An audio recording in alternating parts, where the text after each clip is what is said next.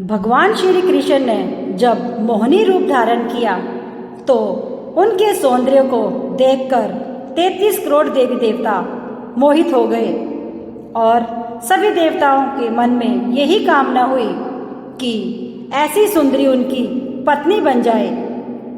लेकिन केवल एक देवता ऐसे थे जिनके मन में मोहिनी के प्रति इस तरह का भाव नहीं आया और वे थे सूर्यदेव। सूर्यदेव ने मोहिनी रूप को देखकर मन ही मन में कहा, यदि ये मेरी पुत्री बन जाए तो मेरा जीवन धन्य हो जाएगा। सूर्यदेव को इस भावना को समझकर भगवान श्री कृष्ण ने उनकी ओर कटाक्ष किया और संकेत किया कि उनकी इच्छा पूर्ण हो जाए।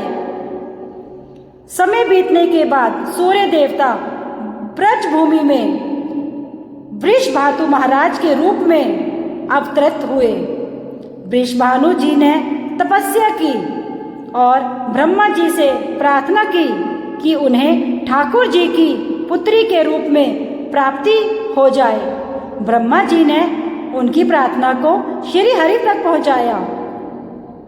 ठाकुर जी ने विचार किया कि वे नंद यशोदा और देवकी वासुदेव के यहाँ पुत्र के रूप में जन्म लेने वाले हैं, लेकिन प्रेम की स्थापना के लिए एक विशेष अवतार लेना होगा।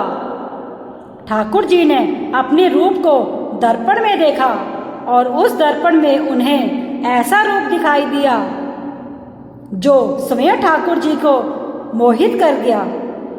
यह रूप ठाकुर जी का स्त्री रूप था। उन्होंने इस रूप को स्थिर किया और लक्ष्मी जी के वस्त्र और आभूषणों को धारण किया और श्रृंगार सामग्री का उपयोग करके इस दिव्य स्वरूप को सजाया। जब यह स्वरूप पूर्ण हुआ तो ऐसा प्रतीत हुआ मानो सूर्य और चंद्र का एक साथ मेल हो गया। यह दिव्य तेज इतना अद्भुत था कि स्वयं ठाकुर जी भी नेत्र मूंदने को विवश हो गए। जब उन्होंने नेत्र खोले तो उनके सामने श्री राधा रानी का दिव्य स्वरूप प्रकट हुआ। श्री राधा के सौंदर्य का समय सुबह 4 बजे का था, जो ब्रह्मा मुहूर्त का समय था।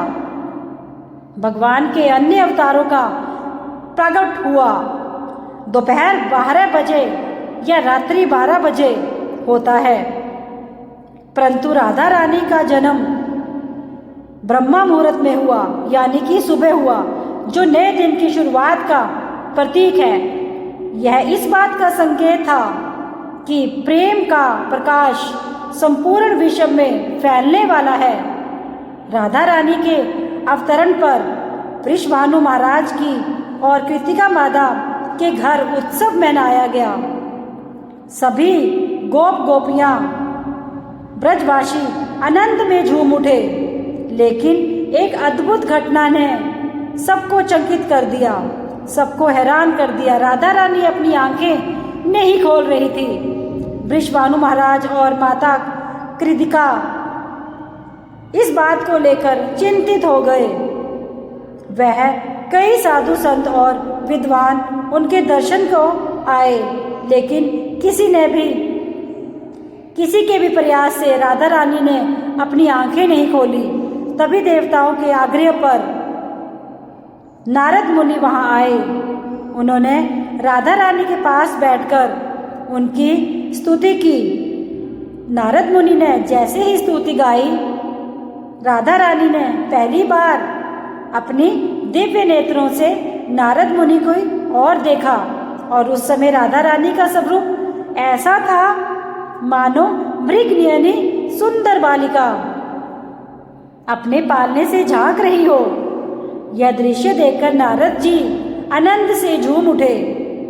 उन्होंने अपनी वीणा और करताल बजाकर कीर्तन शुरू कर दिया और गाने लगे, जय राधे जय वृंदावन वासिनी, जय राधे जय वृंदावन वासिनी। वृषभानु महाराज ये देखकर, अद्भुत दृश्य को देखकर भाव विभोर हो गए।